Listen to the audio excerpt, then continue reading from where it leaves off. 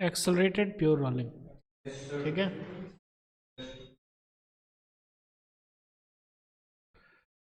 ध्यान से देखिए,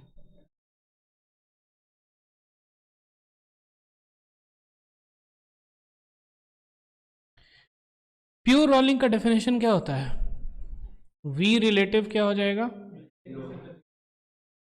जीरो ही रहेगा, ठीक है। V relative is going to be zero on,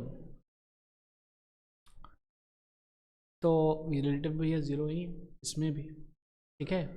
लेकिन इसमें क्या हो रहा है, एक्सेलरेशन भी हो रहा है, क्लियर है क्या? क्या हो रहा है? एक्सेलरेशन भी हो रहा है, ठीक है। तो बेसिकली इसका कुछ एक्सेलरेशन इधर हो रहा होगा, यस और नो? ठीक है, let us say time t is equal to zero पे इसका ओमेगा ज़ीरो है और वेलोसिटी भी ज़ीरो है, क्लियर है क्या? अब हम क्या कर दिए, इधर एक्सेलरेशन लगा दिए, ठीक है, और उसको ऐसा घुमाए कि इसका कुछ अल्फा हो गया, दैट इज एंगुलर एक्सेलरेशन हो गया। तो अगर ध्यान से देखा जाए ये एक्सेलरेशन ए के कारण, इसके कारण यहाँ पर जो है, इसके इधर भी एक्सेलरेशन यही लगेगा, अल्फा आर, यस और नो? ठीक है। अच्छा, जब एक्सेलरेशन ए है तो सेंटर ऑफ मास का, ठीक है, सेंटर ऑफ मास का वेलोसिटी क्या हो जाएगा? इनिशियल वेलोसिटी जीरो था तो u प्लस ए टी, यानी कि ए टी हो जाएगा, यस और नो?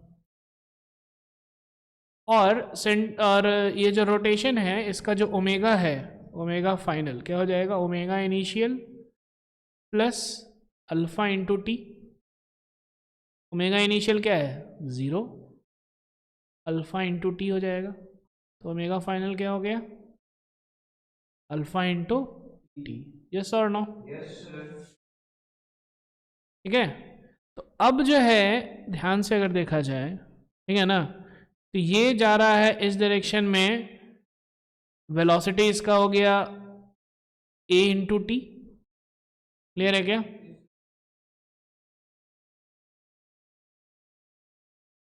और ओमेगा हो गया इसका अल्फा इंटू टी। तो यहां पर जो है वेलोसिटी क्या हो जाएगा? v, और इधर हो गया alpha T into R, yes और नो? एट टाइम टी,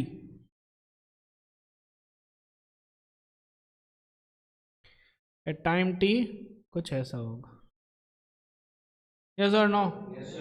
यहाँ का जो है, अब ये v कितना है, 80 के बराबर है, तो यहाँ का जो है ज़ीरो रखने के लिए वेलोसिटी क्या होना चाहिए? A t should be equal to alpha T into r, a is equal to alpha. ये आ गया condition for pure rolling, clear है क्या? हम लोग लिख सकते हैं कंडीशन फॉर प्योर रोलिंग। क्या है condition for pure rolling? v relative zero होना पड़ेगा, और इसके कारण क्या हो जाएगा? a is equal to alpha into r. कोई दिक्कत, कोई टेंशन? दिख रहा है?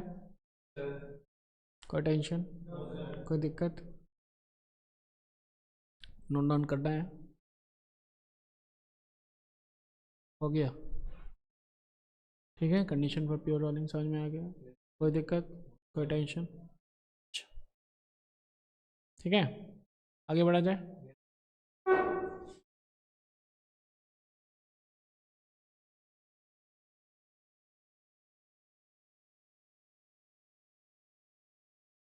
अब हम लोग कुछ एग्जांपल्स देखते हैं, ठीक है।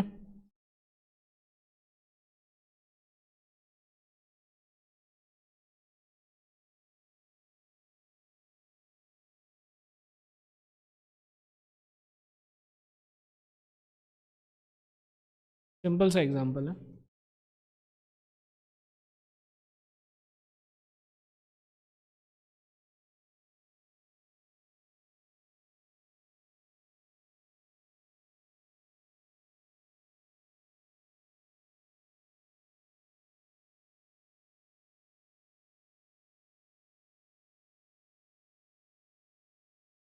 M1 है और M2 है, क्लियर है क्या? ठीक है, लेकिन अब थोड़ा सा ट्विस्ट है। पहले हम लोग लिखते थे पुल्ली इज मासलेस फ्रिक्शनलेस, लेकिन अब जो है पुल्ली का मास है m, रेडियस है r, and pulley can be considered as a disc. कौन सा डिस्क? Solid disc. आगे समझ में? अब हमको निकालना है कि भैया एक्सेलरेशन क्या होगा। कोई दिक्कत? ठीक है, और हम लोग बोल रहे हैं कि प्योर रोलिंग इज हैपनिंग कहाँ पे? एट पुली। क्लियर है क्या? यस और नो? ठीक है, चलिए अब इसको अब देखिए, ध्यान से समझने का है। कैसे समझने का है? ये जो पुल्ली है, ठीक है, तो दोनों साइड जो है टेंशन क्या हो जाएगा? क्या लिख दें? टी अगर लिख देंगे तो ध्यान से देखिए, ये इसको इधर घुमा रहा है, ये इसको इधर घुमा रहा है, टॉर्क नेट जीरो आ जाएगा। ठीक है ना? तो टी सेम अब नहीं होने वाला है, अब T1 और T2 हो जाएगा। क्लियर है क्या? यस और नो? आ जाइए, इधर T2 ले लीजिए और इधर T1। कोई दिक्कत? कोई टेंशन नहीं। FBD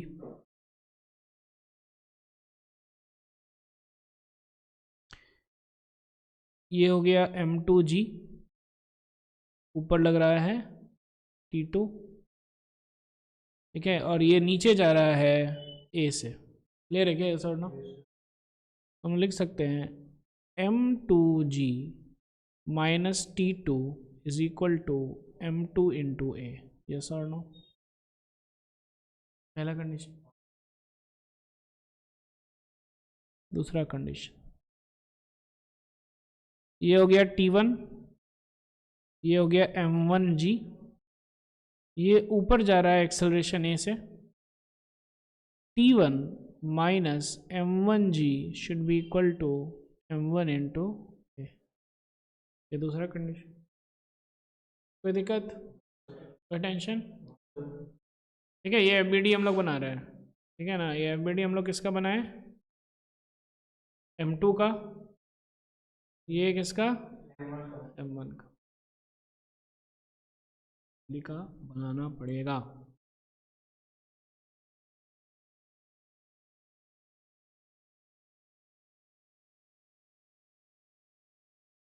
ठीक है, पुली का।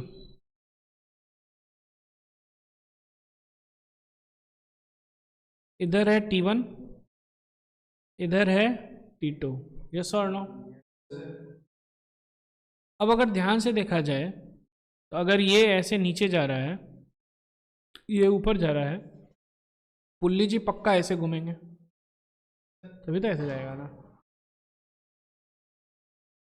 तो नेट टॉर्क कितना हो जाएगा? गलत। T2 into R minus T1 into R. Yes और no? This should be equal to I into alpha. कोई दिक्कत?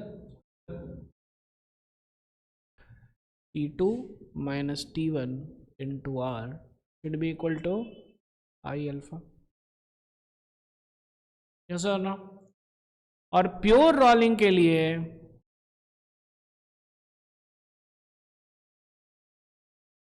क्या होना चाहिए जल्दी से? वेलोसिटी रिलेटिव को 0 होना पड़ेगा। तो अब देखिए ध्यान से, यहाँ पे एक पॉइंट 1 है और यहाँ पे 0.2 है। यस और नो? 0.1 जो है पुली पे है, 0.2 जो है वो रोप पे है।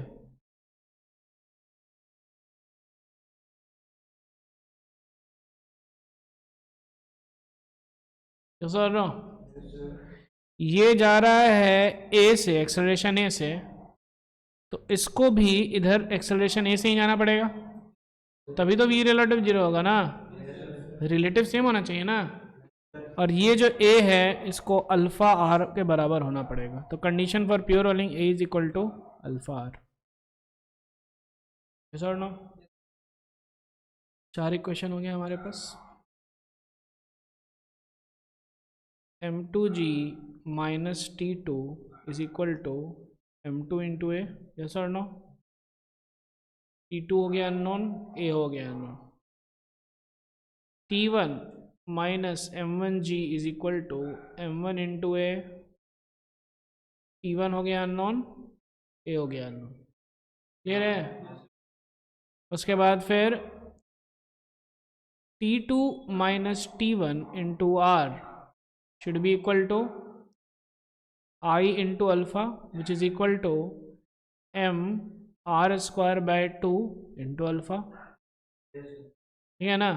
यहाँ पे अल्फा एक और आ गया अननोन, तो यहाँ पे अननोन पूरा लिखते रहेंगे, T2 T1 फिर T2a T1 और अल्फा। क्लियर है क्या? और लास्ट इक्वेशन है a is equal to alpha r. 4 equation, 4 unknown. Clear है क्या? यस और नो? अब इसको सॉल्व कर लेते हैं। ठीक है, 1 प्लस 2 प्लस 3 कर दीजिए,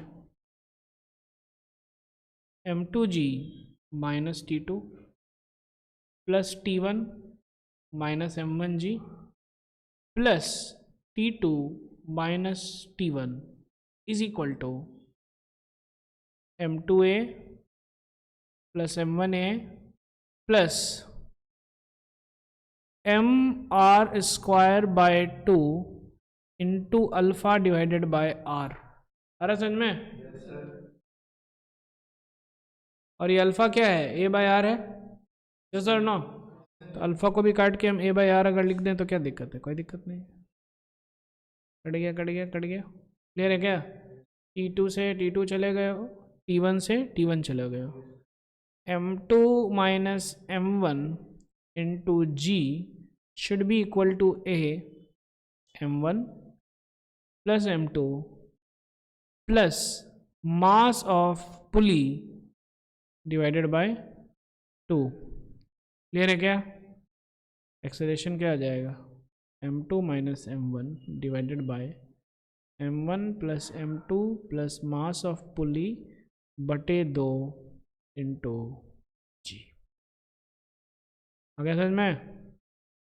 अब ये एक्सेलरेशन को आप पहले में पुट कीजिए, आपको T2 मिलेगा, दूसरे में पुट कीजिए T1 मिलेगा, और यहाँ से अल्फा आप ले ही सकते। दिस इज व्हाट, यहाँ पे एक्सेलरेशन भी हो रहा है और प्योर रोलिंग भी। क्लियर है क्या? ऑफ कोर्स यहाँ पे एक्सेलरेशन इन द सेंस कि जो सेंटर ऑफ मास है वो तो वैसे ही है, ठीक है ना, लेकिन हाँ ये यहाँ पे हम लोग देख रहे हैं कि अल्फा आ रहा है। क्लियर है क्या? यहाँ पे प्योर रोलिंग भी, कोई दिक्कत, कोई टेंशन। क्लियर है क्या? यस और नो? अब आते हैं एक बहुत फेमस एग्जांपल।